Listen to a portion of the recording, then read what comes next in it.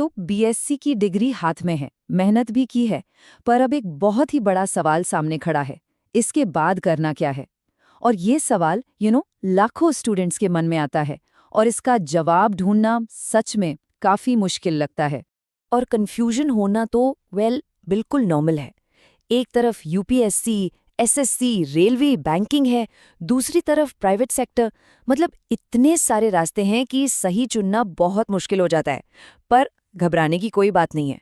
चलिए इस पूरी उलझन को एक एक करके सुलझाते हैं। तो सवाल ये है कि शुरू कहाँ से करें? देखिए, किसी भी जॉब की लिस्ट देखने से पहले सबसे पहला और सबसे ज़रूरी कदम है खुद से एक बहुत ईमानदार सवाल पूछना। जैसा कि BDKDN चैनल में बताया गया है, ये पूरी जर्नी सेल्फ असेसमेंट से शुरू होती है, किसी जॉब लिस्ट से नहीं। तो मोटा मोटा समझे तो दो तरह के स्टूडेंट्स होते हैं। एक होते हैं एकेडमिक लर्नर, मतलब जिनको थ्योरी पढ़ना, एग्जाम में अच्छा करना पसंद है, और दूसरे होते हैं प्रैक्टिकल डूअर, जो सिर्फ पढ़कर नहीं बल्कि कुछ करके सीखते हैं। और देखिए, इसमें कोई भी किसी से बेहतर नहीं है। बस खुद से ये पूछना है कि जब क्लास में 100 लोग थे तो अपनी पहचान एक टॉपर वाली थी या बस पास होने के लिए पढ़ने वालों में से। यही सवाल तय करेगा कि कॉम्पिटिटिव एग्जाम का रास्ता सही है या कुछ और। अच्छा, तो ये तो हो गई सीखने की बात। पर इसके अलावा एक और बहुत जरूरी सवाल है, एक ऐसा पहलू जिसे हम अक्सर नजरअंदाज कर देते हैं, और वो है असली बजट। और हाँ, यहाँ बजट का मतलब सिर्फ पैसों से नहीं है। बजट का मतलब है टाइम और फैमिली सपोर्ट। क्या अगले 3-4 साल तक परिवार सपोर्ट कर सकता है? क्या घर पर कोई ऐसी फाइनेंशियल जिम्मेदारी है कि तुरंत कमाना ही पड़ेगा?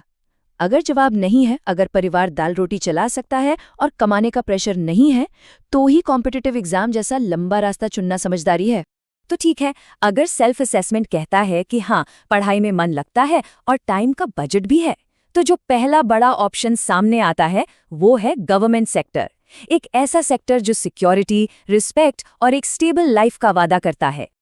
और इसमें सबसे ऊपर आती हैं सिविल सर्विसेज, मतलब यूपीएससी के जरिए आईएएस, आईपीएस, आईएफएस बनना, या फिर स्टेट पीसीएस के जरिए एसडीएम या डीएसपी जैसी पोस्ट्स पाना।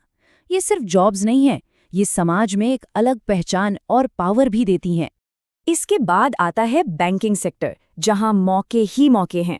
अगर वेदांतु के डेटा को देखें तो एक आईबीपीएस पीओ की ग्रॉस सैलरी करीब 57,000 रुपए बनती है। वहीं एसबीआई पीओ की सैलरी इससे भी ज्यादा, लगभग 65,000 रुपए होती है। अब जाहिर है, एसबीआई देश का सबसे बड़ा बैंक है, तो वहां सैलरी और बाकी फायदे भी अक्सर बेहतर ही होते हैं।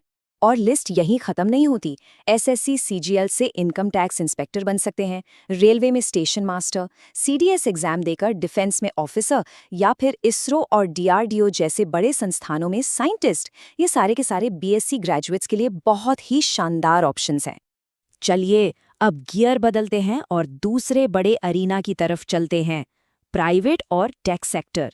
देखिए, जहां गवर्नमेंट सेक्टर स्टेबिलिटी देता है, वहीं ये सेक्टर आपको देता है तेज ग्रोथ और हाई सैलरी का पोटेंशियल। और ये जो डेटा है ये साफ साफ दिखाता है कि फर्क कितना बड़ा हो सकता है। वारिको करियर के हिसाब से जहां एक एवरेज ग्रेजुएट साल के करीब 8 लाख रुपए कमा रहा है, वहीं सिर्फ 2 से 3 साल के एक्सपीरियंस वाला एक AIML इंजीनियर 25 लाख रुपए तक कमा सकता है। ये फर्क डिग्री का नहीं है, ये फर्क है सही स्किल। अब यहीं पर एक बहुत बड़ा मिथ है कि अच्छी टेक जॉब के लिए तो कंप्यूटर साइंस की डिग्री होनी ही चाहिए। पर सुष्मिता मधु बताती हैं कि ये बात पूरी तरह से सच नहीं है। बीएससी हो, बीए हो या बीकॉम, कोई भी इन रोल्स में कामयाब हो सकता है। तो फिर रास्ता क्या है? स्ट्रैटेजी बहुत सिंपल है। सबसे पहले किसी छोटी या मिड लेवल कंपनी से शुरुआत करें। वहां 1-2 साल लगाकर बढ़िया एक्सपीरियंस और नए स्किल्स हासिल करें। और फिर जब बड़ी एमएनसीज में अप्लाई करेंगे तो वो आपकी डिग्री नहीं, आपके स्किल्स और आपका एक्सपीरियंस देखेंगे। तो हमने 2 अलग अलग दुनिया देखी, एक सरकारी जॉब्स की स्टेबल दुनिया और दूसरी प्राइवेट सेक्टर की हाई ग्रोथ दुनिया। पर क्या कोई ऐसी स्ट्रैटेजी है जो दोनों ही फील्ड्स में सक्सेस के चांस बढ़ा दे? और जवाब है हाँ, बिल्कुल है। वारिको करियर के मुताबिक सबसे बड़ा करियर सीक्रेट है अपने मेन स्किल के ऊपर एक टेक्नोलॉजी लेयर जोड़ना। मतलब टेक्नोलॉजी को एक अलग फील्ड की तरह मत देखिए, बल्कि इसे किसी भी करियर के लिए एक पावर मल्टीप्लायर की तरह देखिए। अच्छा, तो ये असल में काम कैसे करता है? सोचिए, एक मैनेजमेंट कंसल्टेंट जिसे डिजिटल ट्रांसफॉर्मेशन की समझ है, उसे 3 गुना तेजी से हायर किया जाता है।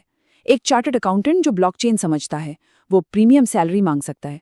मतलब हर फील्ड में टेक्नोलॉजी की नॉलेज आपको बाकियों से कई कदम आगे कर देती है। और ये मौका कितना बड़ा है, जरा ये नंबर देखिए। एक रिपोर्ट कहती है कि 2027 तक इंडिया में 1 मिलियन यानी 10 लाख एआई प्रोफेशनल्स की कमी होने वाली है। और जब डिमांड सप्लाई से इतनी ज्यादा हो तो सैलरी तो बढ़ेगी ही। ये एक जबरदस्त मौका है। तो ठीक है, ये सब तो समझ आ गया, पर अब करना क्या है? चलिए, अब एक बिल्कुल सॉलिड, एक्शन ओरिएंटेड प्लान पर नजर डालते हैं, जिसे अगले 12 महीनों में फॉलो किया जा सकता है। आपका 12 महीने का एक्शन प्लान। प्लान कुछ ऐसा है। पहले महीने में सिर्फ असेसमेंट, अपने स्किल्स को पहचानिए और मार्केट की ज़रूरतों से मिलाइए। फिर अगले 6 महीने बिल्डिंग के, पाइथन, डेटा एनालिटिक्स, क्लाउड, ऐसा कोई भी एक टेक स्किल सीखने में लगा दीजिए। उसके बाद के 3-4 महीने नेटवर्किंग के लिए, ऑनलाइन कम्युनिटीज और फोरम्स ज्वाइन कीजिए। और 12वें महीने से एग्जीक्यूशन, अपनी प्रोफाइल अपडेट कीजिए, एक पोर्टफोलियो बनाइए और स्मार्ट तरीके से अप्लाई करना शुरू कर दीजिए।